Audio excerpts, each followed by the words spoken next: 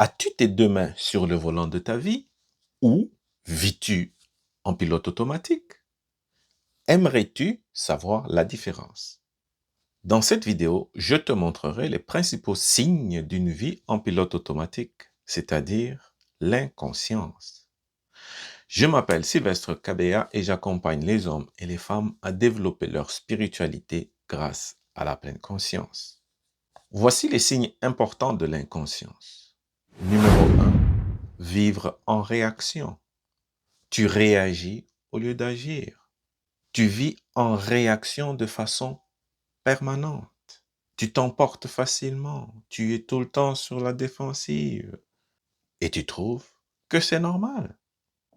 Et parfois, tu cherches à culpabiliser l'autre en lui faisant porter la responsabilité de ton mal-être. Mais laisse-moi te dire que ton ressenti t'appartient. Nul autre que toi est responsable de ton ressenti. Ta réaction n'a pas grand-chose à voir avec l'autre. Au contraire, elle a tout à voir avec toi-même. Et chaque réaction automatique est une preuve d'absence de conscience. L'inconscience émotionnelle, c'est de croire que c'est l'autre qui te fait te sentir ainsi. Le deuxième signe d'inconscience, c'est le refus de la responsabilité. Et à mon avis, c'est l'un des signes les plus importants. Parce que quand on refuse la responsabilité, on la projette sur autrui. On accuse toujours les autres. Ce n'est pas moi, c'est lui. C'est toujours la faute des autres, jamais la nôtre. L'inconscience recherche la cause de ses malheurs à l'extérieur. L'inconscience n'a pas le courage de regarder vers l'intérieur. Et l'inconscience préfère se justifier. Je suis comme ça. Et finit toujours par se porter en victime. Et en vérité, le problème, ce n'est pas l'autre. Le problème, il est en toi parce que tu refuses de reconnaître ta responsabilité. Tu refuses de voir ce qui se passe au-dedans de toi. L'inconscience protège l'ego au détriment de l'évolution. Troisièmement, l'inconscient se caractérise aussi par la répétition des mêmes schémas. Même type de relation, même type de conflit, même type de frustration. Et suite à cela, tu te demandes, mais pourquoi tout ceci ne m'arrive qu'à moi? Tout simplement parce que l'inconscient répète ce qu'il ne peut pas transformer. L'inconscience déteste le silence. Le moindre moment de calme, cela l'inquiète. Alors on étouffe le silence en faisant du bruit ou en se distrayant avec les écrans. La distraction est essentielle pour l'inconscience. Pourquoi? Parce que le silence fait émerger ce que l'ego veut cacher. L'inconscience fouille l'intérieur. Elle refuse catégoriquement l'introspection et la remise en question. Et cinquièmement, c'est le manque d'empathie. L'inconscience a de la difficulté à écouter.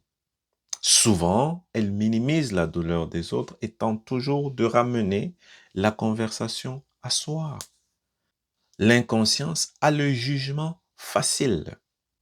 Elle voit toujours à travers son filtre et non pas à travers la réalité.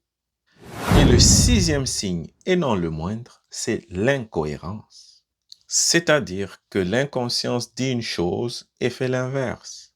Elle ne sait pas ce qu'elle veut et te fait te sentir désaligné et vide.